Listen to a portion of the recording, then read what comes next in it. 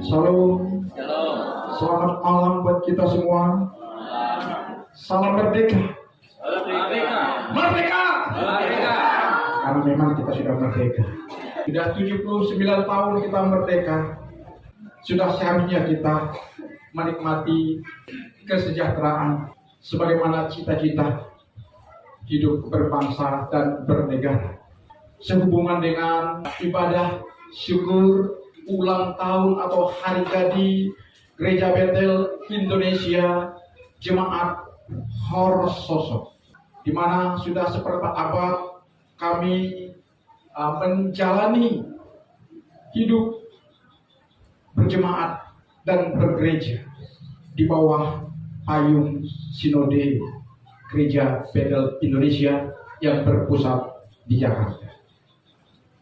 Amanat penggembalaan yang diberikan Tuhan kepada saya merupakan visi yang diemban oleh gereja, yaitu menyiapkan suatu umat yang layak bagi Tuhan sesuai dengan tulisan dari Injil Lukas pasal 1 ayat 17. Ia akan berjalan mendahului Tuhan dalam roh dan kuasa Elia untuk membuat hati bapak-bapak berbalik kepada anak-anaknya dan hati orang-orang durhaka kepada pikiran-pikiran orang benar, dan dengan demikian menyiapkan bagi Tuhan suatu umat yang layak baginya. Nah, gereja yang sejati bertanggung jawab membina, mengarahkan jemaatnya, menyiapkan mereka menjadi umat yang layak untuk satu tujuan, yaitu menyatakan kemuliaan Tuhan di bumi dan menyambut kedatangannya kembali. Jadi umat yang layak adalah umat yang sudah mengalami restorasi, mengalami pemulihan dalam hidupnya sehingga dapat dipercaya oleh Tuhan untuk membawa pemulihan bagi orang lain. Inilah visi misi dari GBI Horsoso, saudara-saudara.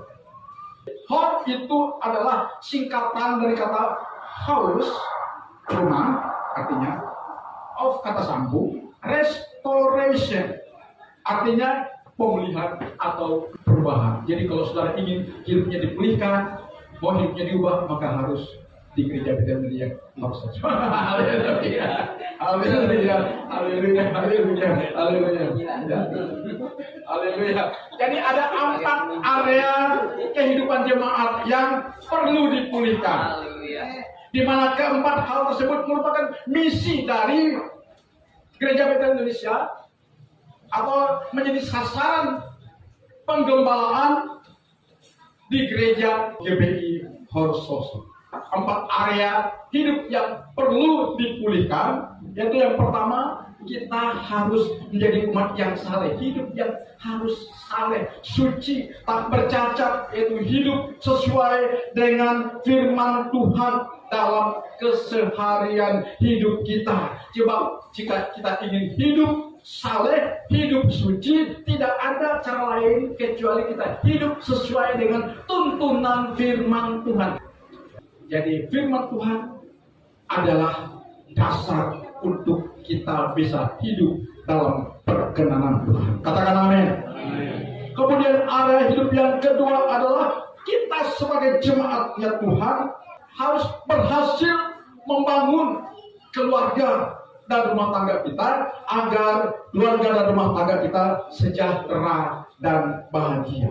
Artinya gereja bertanggung jawab mengarahkan, membina, mendidik umatnya, jemaatnya supaya berhasil membangun keluarga yang sejahtera dan bahagia. Karena keluarga merupakan lembaga yang Tuhan pakai untuk menerima anugerah Tuhan. Untuk apa? Untuk menyatakan kemuliaan Tuhan kepada dunia. Itu ada dalam Kejadian pasal 1 ayat 26 dan ayat 27. Ya. Tetapi ada kuasa yang menghalangi. Kenapa? Gereja Tuhan, keluarga-keluarga Kristen tidak mampu menyatakan kemuliaan Tuhan. Saudara tahu siapa yang menghalangi? Yaitu iblis, ya. Iblis berusaha menghancurkan rumah tangga anak-anak Tuhan, orang-orang Kristen, dengan menggunakan berbagai cara yang sangat menarik dengan tipu dayanya, saudara. Karena itu hati-hati, ya, kita dalam menjalani hidup kekristenan kita hari-hari ini. Karena dunia begitu masif untuk menghancurkan keluarga Kristen. Ya, tetapi saya percaya, ya, jika setiap keluarga Kristen membangun hidupnya di atas dasar firman Tuhan, maka keluarga itu mampu bertahan dalam kesalahan hidup. Ya, jadi jika kita mampu menerapkan firman Tuhan dalam kehidupan sehari-hari, maka kesalahan itu sebagai dampaknya, saudara-saudara. Jadi dampak lainnya adalah kita bisa membawa Tuhan masuk dalam keluarga dan rumah tangga kita, sehingga saya percaya rumah tangga kita dan keluarga kita pasti akan mengalami restorasi atau mengalami pemulihan. Nah, perhatikan hari-hari ini, adakah rumah tangga kita menjadikan firman Tuhan sebagai dasar untuk kita bertindak berkarya nyata, apapun peran kita, pekerjaan kita, mari landasi dengan ketaatan kita kepada firman Tuhan. Amin. Sehingga dengan kita melakukan firman Tuhan, saya percaya kita pasti mampu hidup dalam kekudusan dan kesalehan. Kemudian area yang ketiga, saya ngebut saja, saudara, ya, yang harus dipulihkan adalah kita harus menjadi umat yang berhasil dalam pekerjaan dan profesi kita. Sebab setelah mengalami pemulihan dalam kehidupan pribadi, setelah mengalami pemulihan dalam kehidupan rumah tangga, maka umat harus terlibat dalam pelayanan untuk menyelesaikan amanat agung Tuhan dengan fungsi dan karunia kita masing-masing. Hari ini, apapun profesi kita, apapun pekerjaan kita harus mau melibatkan diri dalam pelayanan pekerjaan Tuhan sebagai salah satu tanggung jawab kita untuk kita terlibat dalam menyelesaikan amanat agung.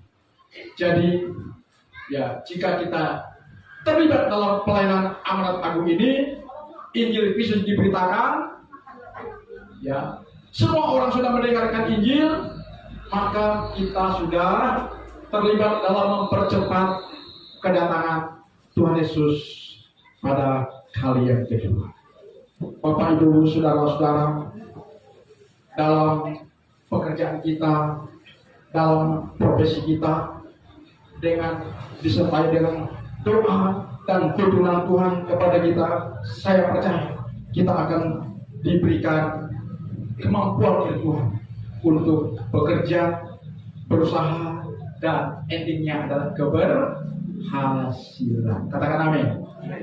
Ya, jangan lupa doa, memohon tuntunan Tuhan, bekerja giat, amin, berusaha, tekun, niscaya endingnya adalah keberuntungan dan keberhasilan. Haleluya, haleluya. Karena itu jangan jadi anak-anak Tuhan yang bekerja asalan, ya. Kita harus serius dalam pekerjaan kita. Dalam dunia usaha, dalam dunia bisnis, apapun harus kita tekuni dengan baik. Percayalah, hasil daripada ketekunan kita akan membuahkan keberuntungan atau kesuksesan atau keberhasilan. Haleluya. Kemudian yang terakhir, ya, kita harus menjadi jemaat yang memberkati desa dan kota kita.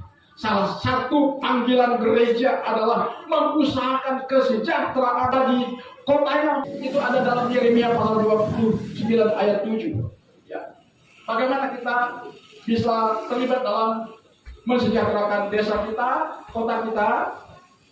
Salah satunya dengan cara kita berdoa. Ya. Berdoa, ya, tolong adanya. Berdoa, kemudian kita melakukan kewajiban kita dengan baik. Ya. Dalam kehidupan pribadi, dalam kehidupan rumah tangga, kita harus memberi contoh yang baik dengan perilaku yang baik, hidup yang benar. Maka percayalah, dampaknya kita menjadi berkat bagi masyarakat sekitar. Singkat cerita, akhir kata, gereja yang mampu mengerahkan jemaatnya untuk hidup dalam kesalehan, hidup dalam kesucian, sesuai dengan firman Tuhan, berhasil membangun keluarga yang sejahtera dan bahagia, umat yang berhasil dalam pekerjaan dan profesinya, umat yang menjadi berkat bagi desa dan kotanya, maka gereja dan umatnya akan bersinar, bercahaya, terang, menjadi berkat, memuliakan Tuhan. Dengan bahasa Inggrisnya, shine, bless, and glory. Ya. Dengan demikian, percayalah, kita sedang melaksanakan panggilan gereja. Dan jika ini ada pada kita, Yesus sedang tersenyum karena kita sedang memuliakan. Inilah visi misi dari Gereja Bethel Indonesia, agar warganya, jemaatnya benar-benar mengalami pemulihan secara utuh, sehingga Tuhan dipermuliakan.